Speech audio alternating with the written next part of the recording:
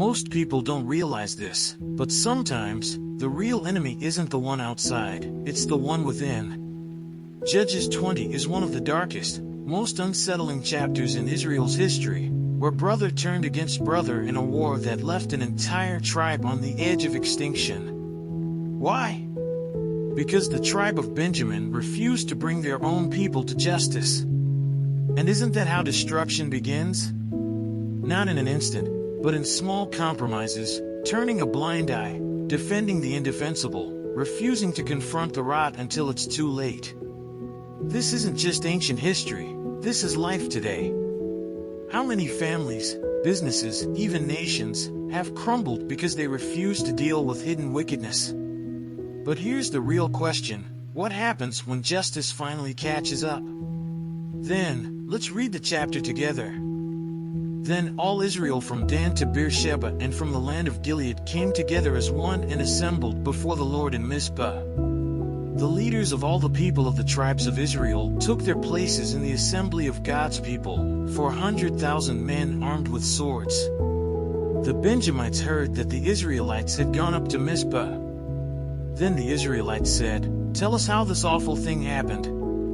So the Levite, the husband of the murdered woman, said, "I and my concubine came to Gibeah in Benjamin to spend the night.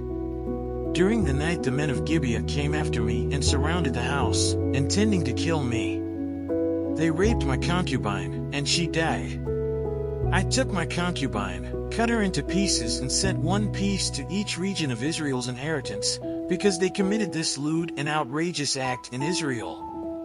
Now, all you Israelites, speak up and tell me what you have decided to do." All the men rose up together as one, saying, "None of us will go home. No, not one of us will return to his house. But now this is what we'll do to Gibeah. We'll go up against it in the order decided by casting lots. We'll take 10 men out of every 100 from all the tribes of Israel, and 100 from 1,000, and 1,000 from 10,000, to get provisions for the army. Then, when the army arrives at Gibeah and Benjamin, it can give them what they deserve for this outrageous act done in Israel." So all the Israelites got together and united as one against the city. The tribes of Israel sent messengers throughout the tribe of Benjamin, saying, "What about this awful crime that was committed among you? Now turn those wicked men of Gibeah over to us so that we may put them to death and purge the evil from Israel." But the Benjamites would not listen to their fellow Israelites. From their towns they came together at Gibeah to fight against the Israelites. At once the Benjamites mobilized 26,000 swordsmen from their towns, in addition to 700 able young men from those living in Gibeah. Among all these soldiers there were 700 select troops who were left-handed, each of whom could sling a stone at a hair and not miss. Israel, apart from Benjamin, mustered 400,000 swordsmen, all of them fit for battle. The Israelites went up to Bethel and inquired of God. They said, "Who of us is to go up first to fight against the Benjamites?" The Lord replied, "Judah shall go first." The next morning the Israelites got up and pitched camp near Gibeah. The Israelites went out to fight the Benjamites and took up battle positions against them at Gibeah. The Benjamites came out of Gibeah and cut down 22,000 Israelites on the battlefield that day. But the Israelites encouraged one another and again took up their positions where they had stationed themselves the first day. The Israelites went up and wept before the Lord until evening, and they inquired of the Lord. They said, "Shall we go up again to fight against the Benjamites, our fellow Israelites?" The Lord answered, "Go up against them." Then the Israelites drew near to Benjamin the second day. This time, when the Benjamites came out from Gibeah to oppose them, they cut down another 18,000 Israelites, all of them armed with swords. Then all the Israelites, the whole army, went up to Bethel, and there they sat weeping before the Lord. They fasted that day until evening and presented burnt offerings and fellowship offerings to the Lord. And the Israelites inquired of the Lord. In those days the ark of the covenant of God was there, with Phinehas son of Eleazar, the son of Aaron, ministering before it. They asked, "Shall we go up again to fight against the Benjamites, our fellow Israelites, or not?" The Lord responded, "Go, for tomorrow I will give them into your hands." Then Israel set an ambush around Gibeah. They went up against the Benjamites on the third day and took up positions against Gibeah as they had done before.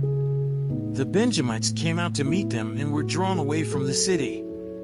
They began to inflict casualties on the Israelites as before, so that about 30 men fell in the open field and on the roads, the one leading to Bethel and the other to Gibeah. While the Benjamites were saying, "We are defeating them as before," the Israelites were saying, "Let's retreat and draw them away from the city to the roads." All the men of Israel moved from their places and took up positions at Baal Tamar, and the Israelite ambush charged out of its place on the west of Gibeah. Then 10,000 of Israel's able young men made a frontal attack on Gibeah. The fighting was so heavy that the Benjamites did not realize how near disaster was. The Lord defeated Benjamin before Israel, and on that day the Israelites struck down 25,100 Benjamites, all armed with swords. Then the Benjamites saw that they were beaten. Now the men of Israel had given way before Benjamin, because they relied on the ambush they had set near Gibeah. Those who had been in ambush made a sudden dash into Gibeah, spread out and put the whole city to the sword. The Israelites had arranged with the ambush that they should send up a great cloud of smoke from the city, and then the Israelites would counterattack. The Benjamites had begun to inflict casualties on the Israelites, about 30, and they said, "We are defeating them as in the first battle."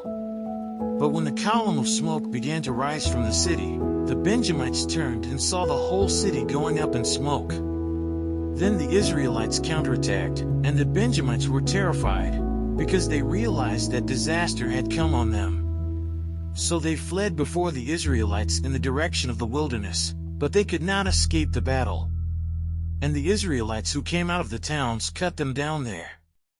They surrounded the Benjamites, chased them and easily overran them in the vicinity of Gibeah on the east. 18,000 Benjamites fell, all of them valiant fighters. As they turned and fled toward the wilderness to the rock of Rimmon, the Israelites cut down 5,000 men along the roads. They kept pressing after the Benjamites as far as Jiddim and struck down 2,000 more. On that day 25,000 Benjamite swordsmen fell, all of them valiant fighters. But 600 of them turned and fled into the wilderness to the rock of Rimmon, where they stayed 4 months. The men of Israel went back to Benjamin and put all the towns to the sword, including the animals and everything else they found. All the towns they came across they set on fire. Let's say a quick prayer to thank the Lord for His mercy. God, thank you for the wisdom you've revealed through this study. It's humbling to see how deep and wide your truth goes. I'm grateful for your guidance, and I ask for your help in applying what I've learned.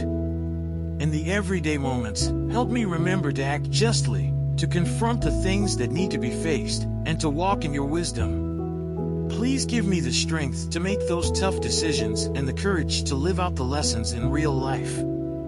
Thank you for being my constant guide and friend. Amen. Now, think about your own life. What have you been refusing to confront? What small compromises have you been letting slide, thinking they won't lead to anything?